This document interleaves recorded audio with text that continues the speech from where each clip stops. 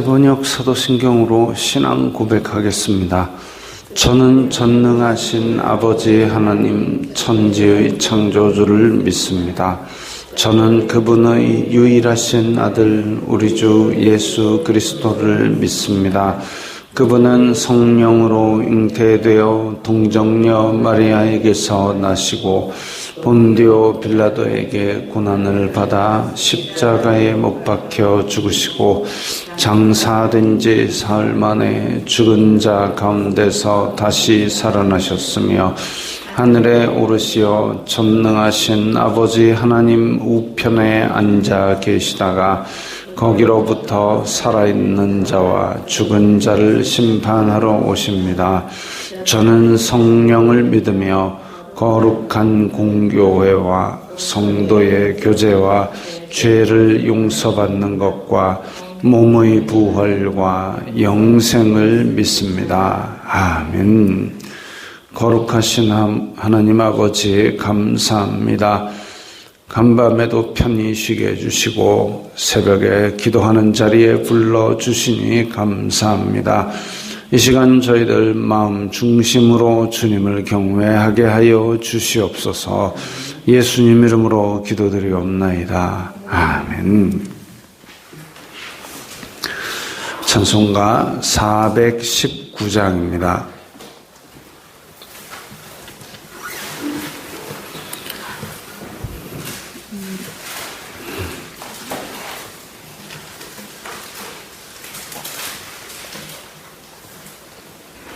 찬송가 419장입니다.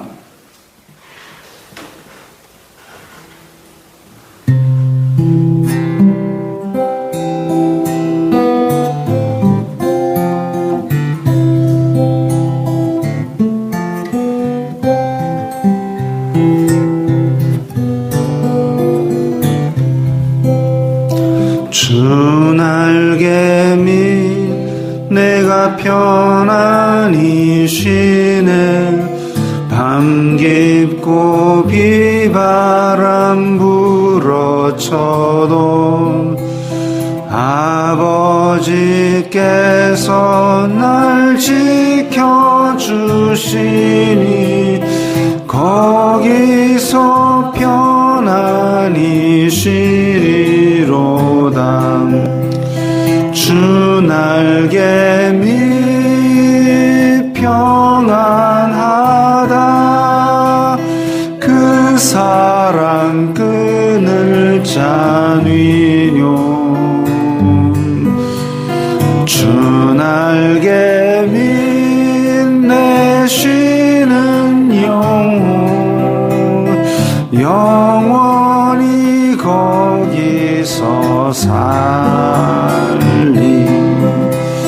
주 날개 밑 나의 피난처 되니 거기서 쉬기를 원하노라. 세상이 나를 위롭지 못하나 거기서 평화를 누리리라. 주 날개 밑 평안하다. 그 사랑 끈을 짜뉘뇨. 주 날개 밑 내 쉬는 영원히 거기서 살리. 주 날개 밑 참된 기쁨이 있네. 고달픈 세상 길 가는 동안 나 거기 숨어 돌보심을 받고 영원한 안식을 얻으리라. 주 날개 밑 평안하다. 그 사랑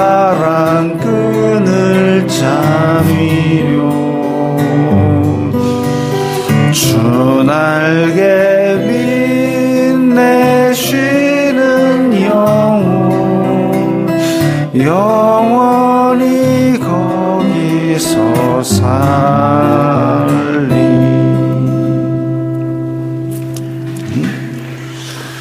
오늘 말씀은 누가복음 12장 49절부터 59절까지의 말씀입니다.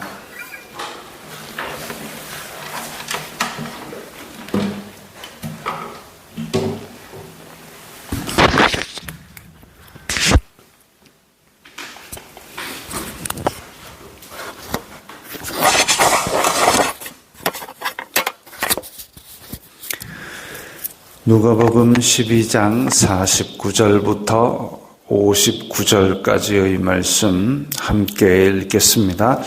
내가 불을 땅에 던지러 왔노니 이 불이 이미 붙었으면 내가 무엇을 원하리요?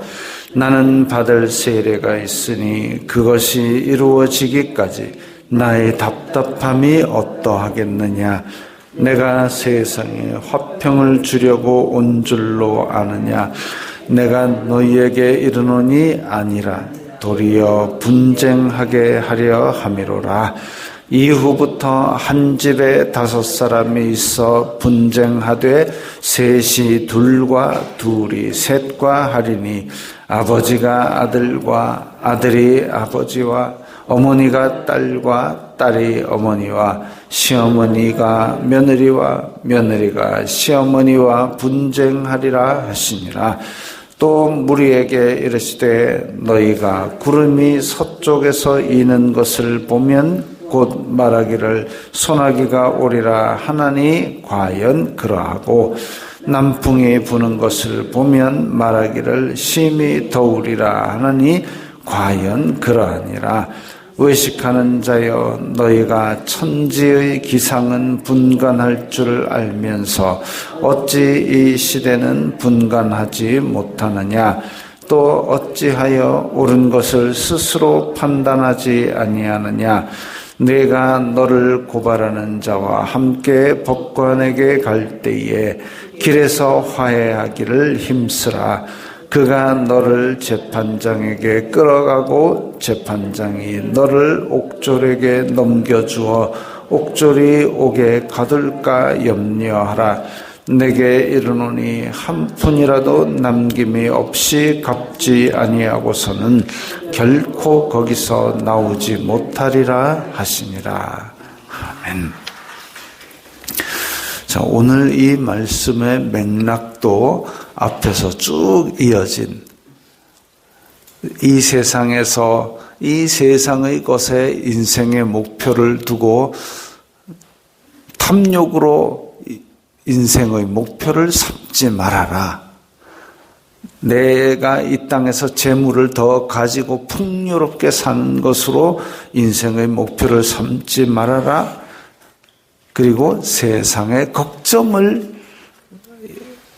나를 세상의 걱정으로 하여금 나를 주관하게 하지 말아라. 왜 그러느냐? 말세가 가까웠기 때문에 그렇고 우리가 이 생뿐이 아니라 죽고 나서 영원한 삶을 살기 때문에 그렇고 그럼 세상의 권세자들이나 세상의 돈을 두려워하지 말 것은 영원한 하늘에서 우리를 심판하실 그래서 영혼을 지옥에 영원히 벌 주실 하나님 그분만을 두려워하라. 그러면서 오늘 이 말씀도 하신 겁니다. 내가 불을 땅에 던지러 왔노니 자, 불이라 그러면 구약에서는 심판을 뜻하는 하늘에서 불이 떨어졌다. 이거 심판이죠. 소돔과 고모라를 심판하듯이 또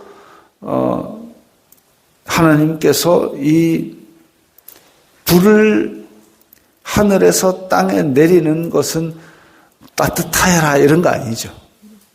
멸절하는 심판입니다. 고통받는 심판입니다. 근데 신약에서는 하늘에서 불이 내려온 사건이 신약에서는 이제 이후에 사도행전 때 사도들에게 하늘에서 불의 혀같이 갈라지는 것이 있어 각 제자들의 머리 위에 임하더니 하고 성령님께서 임하신 사건을 말합니다. 그러면 아이고 이게 구약식으로 해석해야 되나 신약식으로 해석해야 되냐? 근데 이 심판이냐 성령님이냐가 어느 쪽이다가 아니라 그것이 하나로 볼 수 있는 거죠. 불이라는 개념을 통하여. 왜?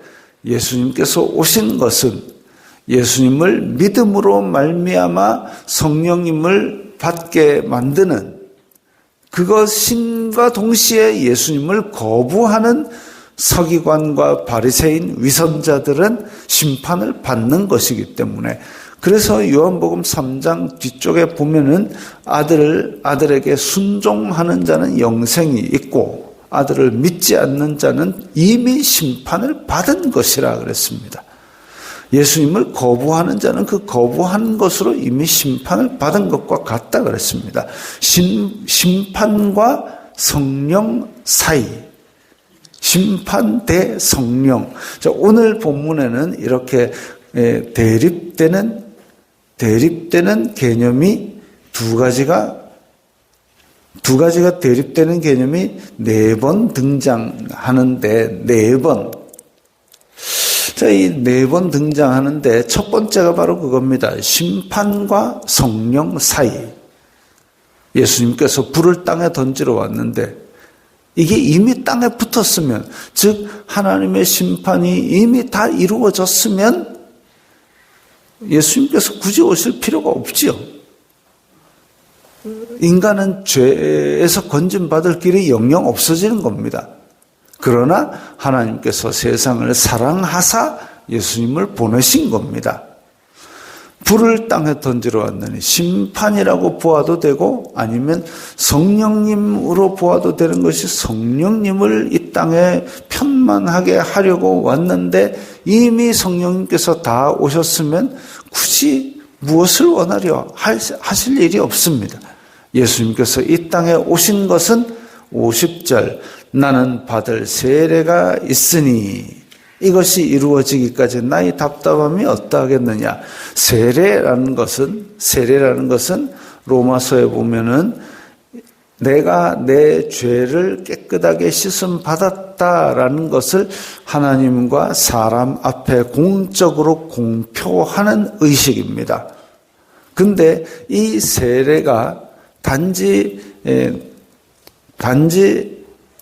요한에게 물로 세례를 받고 올라오는 것, 그것을 뜻하는 것이 아니라 예수님의 받을 세례, 그것은 뭐냐 하면 인간의 모든 죄를 용서하시고 그것을 공적으로 공표하시기 위해서 십자가에 달려 못 박히는 걸 말합니다.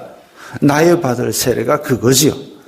나의 받을 세례, 즉 십자가의 고통이 점점 다가오고 그것을 이제 이루셔야 되는데 지금 돌아다녀야 될 고울은 많은데 아직 무지한 백성들은 많고 그래서 제자들한테 한번 쫙 풀어서 보내고 예습시키고 예수님께서 돌아다니시고 제자들에게 얘들아 지금 구원받아야 될 사람은 많은데 추수할 일꾼은 적으니 너희들이 보내달라고 간구하여라.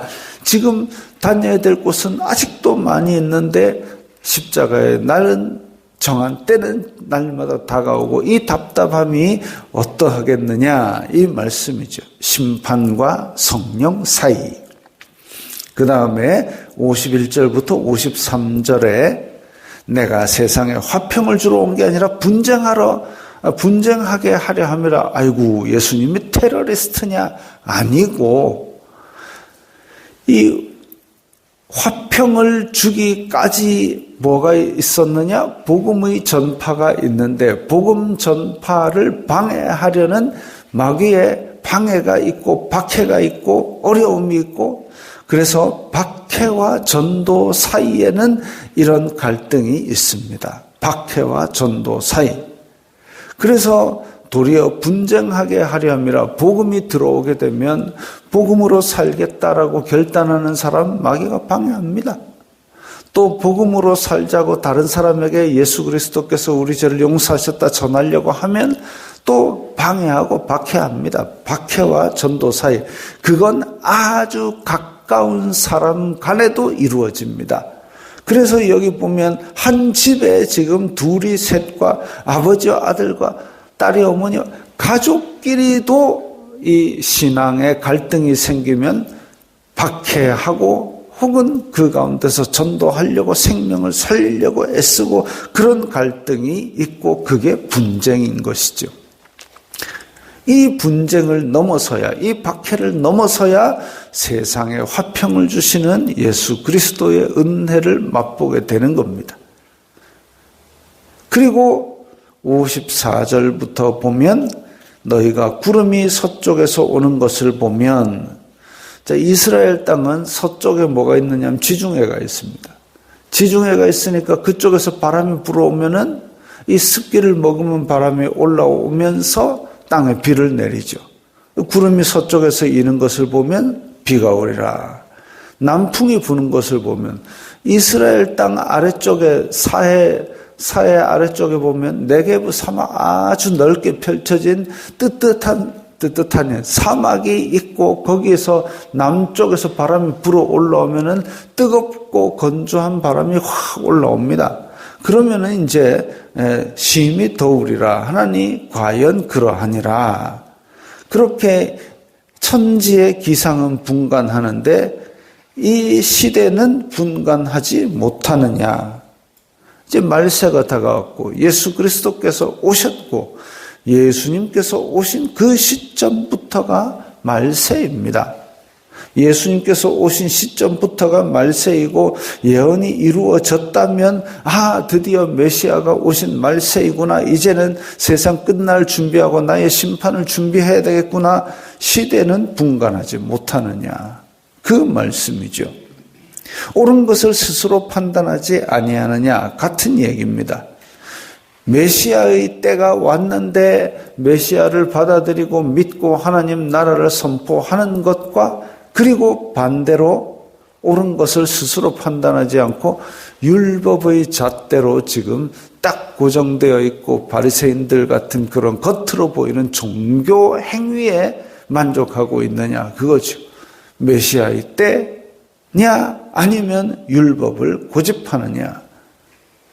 그리고 아까 제가 대별되는 개념 4가지라 그랬습니다. 맨 처음에 심판 대 성령 사이, 그리고 박해와 전도 사이, 그리고 메시아의 때와 율법을 고집하는 사이.